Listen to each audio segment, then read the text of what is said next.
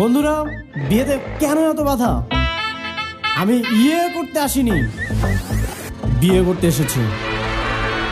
বিয়ে এবার দিতেই হবে।